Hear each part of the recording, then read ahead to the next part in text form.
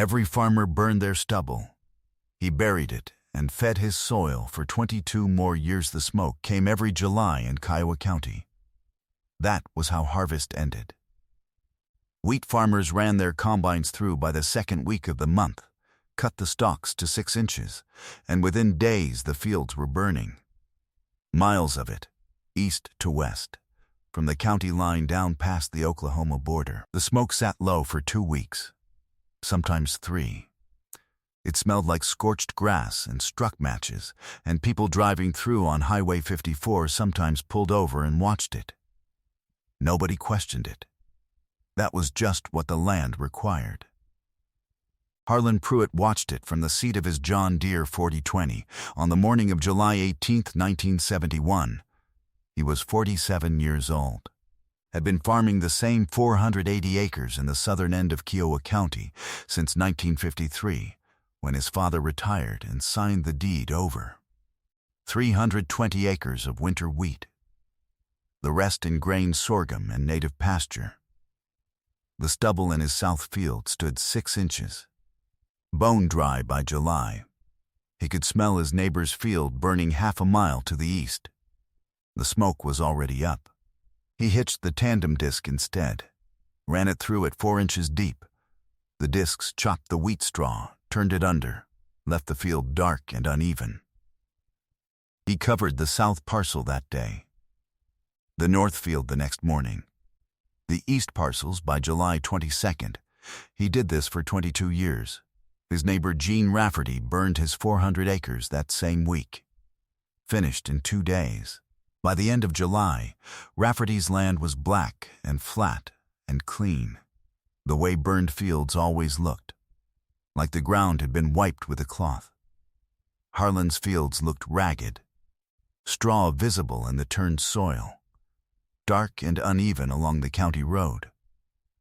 An eyesore by Kiowa County standards. Roy Steeman farmed a half section to the south, stopped by on a Wednesday in August, said the weed pressure was going to be a problem Harlan regretted, said there were reasons everyone burned, said it wasn't complicated. Harlan listened, thanked him, went back to the field. He checked the soil moisture in the south parcel that afternoon, 3.5 inches down. He crossed the fence line and checked Rafferty's ground. Burned clean, baked tight. Moisture measurable at 8 inches, same depth. He wrote this in the composition notebook he kept on the windowsill above the kitchen sink. July 26, 1971, South Field, 3.5 inches soil moisture at 6-inch depth. Rafferty's east parcel burned 1.8 inches, same date, same depth. The difference was 1.7 inches. In Kiowa County in July, that was not a small thing. He didn't show this to anyone, didn't mention it at the co-op, just kept the notebook and went back to work. Harlan had farmed wheat in a burning county for 18 years before he changed a single thing. He knew what burning did. It killed wheat streak mosaic virus, eliminated grasshopper eggs in the stubble, cleaned the field fast, cost half as much in fuel as a disc pass, added potassium from the ash, made the county look managed. What it didn't do, it didn't build. The carbon in the wheat straw went into the air. The nitrogen went with it. The soil biology that lived in decomposing organic matter had nothing to process. What was left after the fire was bare ground, clean as a swept floor, and about as useful for holding rainfall.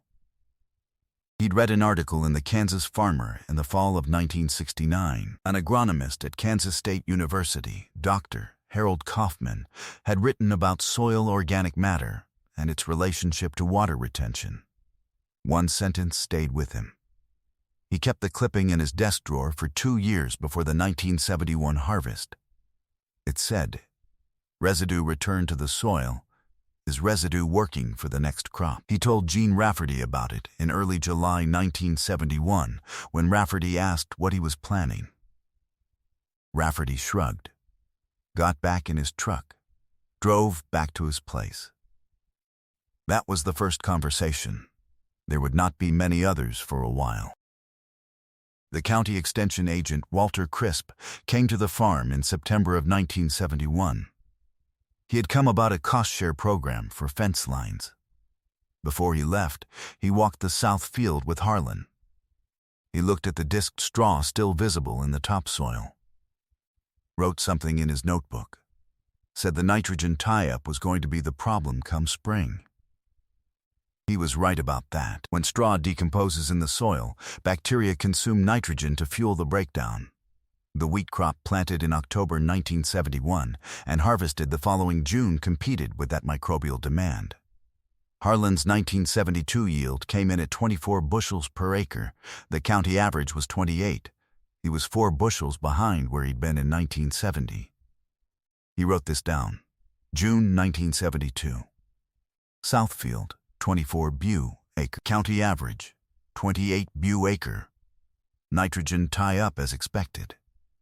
Extra disc pass, 2.2 gallons diesel per acre. The 4 bushel shortfall cost him roughly $380 that year. Gene Rafferty mentioned it at the co-op in July. Not to Harlan directly. Said it to Roy Steeman and Earl Haskins while Harlan was on the other side of the feed aisle. Said it the way men mention things they consider settled. Harlan heard it. Loaded his mineral supplement. Drove home. 1973 was worse. Another nitrogen tie-up year. Yield came in at 23.5 bushels. County average held at 27. 4.5 bushels behind now, 2 years running. Walter Crisp stopped by again in the fall of 1973. Didn't lecture. Just looked at the fields and said the organic matter accumulation would take 5 to 7 years before it returned anything. Said that was the honest picture. 5 to 7 years behind on yield in a county where everyone watched numbers. Harlan disked again in 1973. And 1974. The 4th year was the year the soil started answering back. He was pulling irrigation line stakes in the south field in September 1974 when he started noticing the worms. Not looking for them, just noticing. Every spade of soil had them. He crossed to the narrow strip of ground he'd burned in 1971 as a control comparison and dug there too. 6 earthworms per square foot. The incorporated field had 14. He counted twice. Same result. Wrote it down. September 18th, 1974. Incorporated field. 14 earthworms per square foot at 8-inch depth. Burned comparison strip. 6 per square foot. Same depth, same date. That fall, he sent soil samples to the laboratory at Kansas State University, his south field. Gene Rafferty's east parcel, with Rafferty's permission. Rafferty agreed because Rafferty didn't think it would show anything useful. The results came back in November. Rafferty's soil organic matter, 0.9%. County average for continuously burned wheat ground, 1.0 to 1.2%. Harlan's south field after 4 years of stubble incorporation, 1.6%. Cation exchange capacity on Rafferty's ground, 9.2 milliequivalents per 100 grams. Harlan's, 11.4. He put the lab report in a manila envelope in the same desk drawer as the Kansas farmer clipping. Nobody had asked to see either document yet. But the soil had started answering the question he'd asked in 1971. The summer of 1975 ran 3.2 inches below average rainfall from May through July.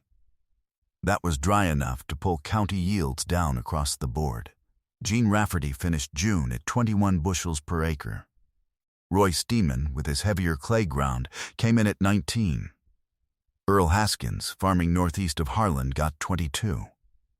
Harlan's south field came in at 27. He didn't announce this. Didn't bring it up at the co-op or the elevator. The grain ticket told the number to the operator who filed it. That was all. The difference that year was water. The incorporated organic matter in Harlan's soil held rainfall longer than the burned ground around it. His wheat roots had moisture access 12 days into the dry stretch when the neighboring fields had already crossed below the stress threshold. He hadn't known the technical term for this in 1971. Capillary water storage. He'd found the thing itself without the word. Walter Crisp heard about the yield gap through someone at the elevator. He came by in August, walked the fields. Didn't say the nitrogen situation was behind Harlan now. Didn't say anything about being right or wrong. Just asked to see the lab results from the year before. Harlan brought out the envelope. Crisp looked at the organic matter numbers for a long time, set the papers on the kitchen table, thanked Harlan for his time. Left. He didn't come back for 3 years. By 1977, the fertilizer application rate had started to drop. Harlan had been running 80 pounds of nitrogen per acre since the mid-1960s, standard practice in his county. In 1977, he pulled that back to 65 pounds. His yield came in at 29 bushels per acre, 2 above the county average for a normal moisture year. He ran 55 pounds in 1979, yield 31 bushels. County average 27. The cost savings on nitrogen fertilizer in 1979 came to $1,440. He wrote that number down with 2 lines under it. The method by then had found its rhythm. Harvest finished, combine emptied. He ran the tandem disc through within 2 weeks while the straw was still slightly green. Drier straw decomposed slowly. Green straw broke down in 6 months. Timing the disc pass mattered more than he'd expected when he started. He also spread 2 loads of manure from his small cattle operation across the south field each fall. The nitrogen in the manure fed the bacteria breaking down the straw, accelerated the decomposition, and eliminated the tie-up problem that had cost him in 1972 and 1973. By 1975, the early year yield penalties were gone. Gene Rafferty stopped by in October of 1978, said he was returning a hydraulic fitting he'd borrowed in June. He stood in the south field for several minutes, looking at the color of the topsoil. It was darker than the surrounding ground. Heavier, the organic matter was visible in it. Rafferty didn't ask questions. Left after 10 minutes. His son came by 3 weeks later, asked about the timing on the disc pass. The 1980 drought hit Kiowa County in late May and didn't release until early August. Growing season rainfall, 4.1 inches. The 30-year average for that window was 11.3. Wheat that had stood clean in April showed flag leaf stress by the 2nd week of May. The county was watching every field. Harlan's South Field was 9 years into incorporation by June 1980. County average yield that year 17.4 bushels per acre. Gene Rafferty 15.8. Roy Steeman with his clay ground held a little better at 20. Earl Haskins 14.1. Harlan's South Field 29.4 bushels per acre. 12 bushels above the county average, in the worst drought since 1956. The difference wasn't seed variety. He was running the same Centerk 78 as most of his neighbors. It wasn't irrigation. He farmed dryland the same as everyone in that end of the county. The difference was the soil. His organic matter had tested at 2.4% that fall. County average still running 1.0 to 1.2. His ground was absorbing rainfall in heavy events and releasing it slowly in dry ones.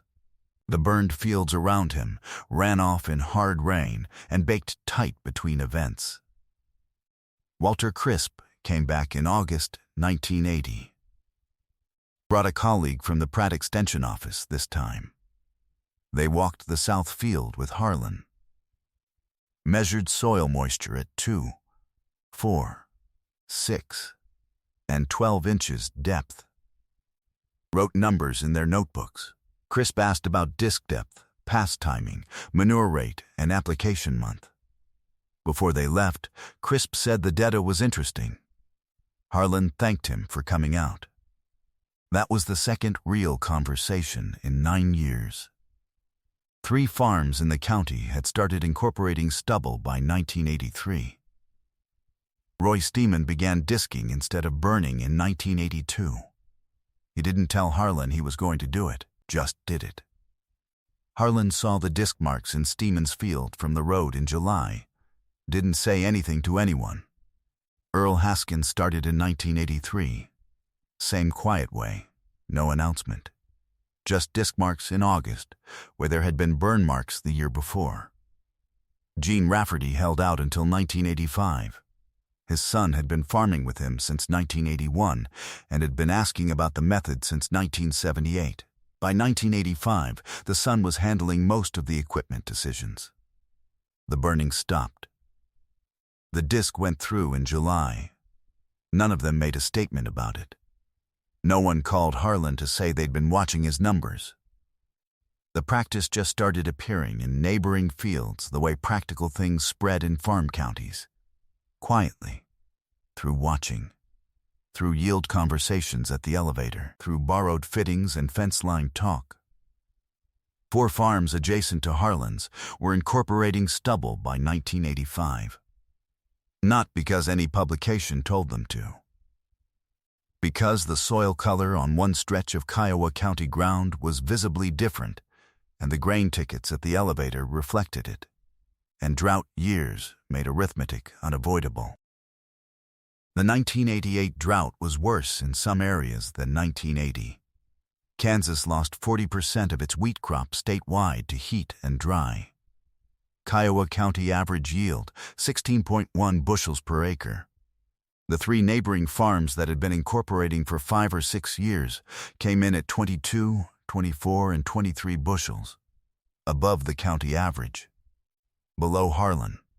Harlan's South Field, 31 bushels per acre. The difference between his ground and the neighbors who'd started in 1982 and 1983 was years. His soil was 17 years into the practice. Theirs was 5 or 6. Organic matter accumulates slowly. Each percentage point of increase takes roughly 4 to 7 years under consistent management. He had a 14-year head start. A letter arrived in November 1988. Dr. Philip Sager, Kansas State University Department of Soil and Crop Sciences. He had heard about the 1980 and 1988 yield data from Walter Crisp's office. He asked if he could come to the farm in spring to take soil cores. Professional, specific, 2 paragraphs. Harlan wrote back and said yes. Dr. Sager came in March 1989. Brought a graduate student and a soil coring rig. They took cores at 8 locations across the South Field and 4 from Rafferty's East parcel for comparison. Measured bulk density, organic carbon, aggregate stability, and water infiltration at each point. The South Field's organic matter by 1989 had reached 2.9%. Catch-in exchange capacity, 14.7. Water infiltration rate, 1.8 inches per hour. Rafferty's ground, which had been burning until 1985 and incorporating for 4 years, 0.7 inches per hour infiltration. In a heavy rain event, Harlan's soil absorbed nearly 3 times as much water before runoff began. The difference between holding and losing was built over 17 Julys of running a disc instead of a torch. Sager came back in 1990. Again in 1991, different graduate students each time. More cores, more questions about timing, depth, manure rate, and variety rotation. The study was published in the Journal of Soil and Water Conservation in 1992. The title was 11 words. It documented a 21-year case study on residue incorporation in dryland wheat systems. It named Harlan's farm in the acknowledgments. It documented that organic matter had increased by 163% over baseline, that nitrogen fertilizer requirements had dropped 37%, that in low rainfall years, yield exceeded county averages by an average of 68%. Harlan read the abstract twice. filed the journal in the same desk drawer as the 1969 Kansas farmer clipping and the 1974 soil test envelope. The drawer was getting full. By the 22nd year, 1993, his nitrogen fertilizer application had dropped from 80 pounds per acre to 34. His fertilizer bill for the South Field was $1,900 less per year in real terms than it had been in 1971. June of 1993 was the wettest in Kiowa County in 14 years, 6 inches in 4 weeks. The conventionally farmed fields on burned ground showed runoff pooling in low spots, wheel track erosion visible from the county road. The soil structure on burned ground, depleted of organic matter and biological activity, couldn't absorb fast enough. Harlan's field absorbed it all. He walked the south parcel on June 12, 1993. No puddling. No runnels along the crop rows. The wheat was standing clean and dark green and uninterrupted from fence line to fence line. He stood there for a few minutes, looked at the color of the topsoil. Still that darker shade. Still heavier than what surrounded it. He wrote in the notebook when he got back to the house. June 12, 1993, South Field, no surface runoff. Rafferty's road-facing parcel, runoff pooling visible from fence line. He didn't write anything else that day. Walter Crisp had retired from the extension office in 1992. His replacement, an agent named Karen Faber, stopped by in the fall of 1993. Said the Kansas State study was now part of the regional training curriculum for new county extension agents. Said Harlan's farm data was the primary case example. Harlan thanked her for mentioning it. He farmed the South Field for the last time in the spring of 1994. He was 70 years old. His right knee had been worsening since 1990. His wife had been asking him to think about selling since 1992. In April of 1994, he agreed.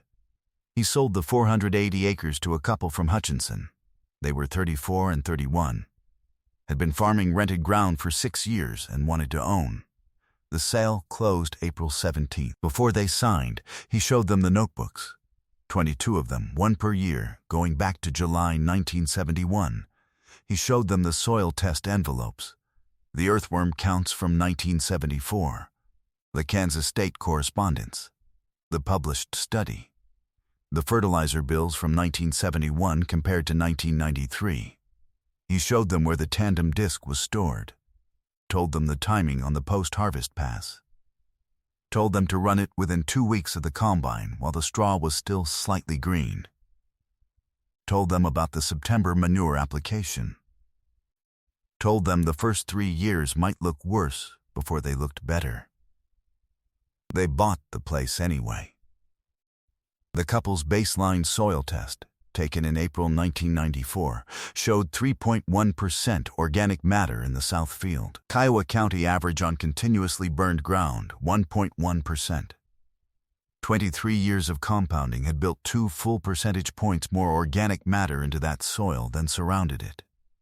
Those 2 points were the difference between 17 bushels and 31 in a drought year, between runoff and absorption in a wet one, between 80 pounds of nitrogen input and 34. Harlan drove past the farm in June of 2001. He was 77 years old. His wife was with him. They weren't going anywhere specific, just out for a drive. The South Field was in wheat, dark green and standing clean.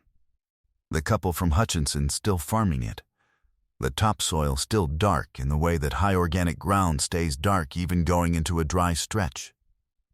He slowed the truck, looked for a few seconds, didn't stop, kept driving. The notebooks were in a box in the couple's farmhouse by then, on a shelf in the room they used as an office. They had asked him to leave them, said they referred to them. 8 farms in the southern end of Kiowa County were incorporating Stubble by 2001. Not because any authority told them to, because one man ran his disc through in July of 1971 instead of striking a match, and kept a composition notebook by the kitchen window, and the soil said things back that anyone with a yield ticket could eventually read. No smoke came from Harlan's end of the county anymore. Hadn't in years. The disk went through in July. The straw turned under. The ground darkened slowly. The roots went deeper than roots had gone in burned ground in a generation. Still working. Same fields, same county road, same July heat. Still no smoke.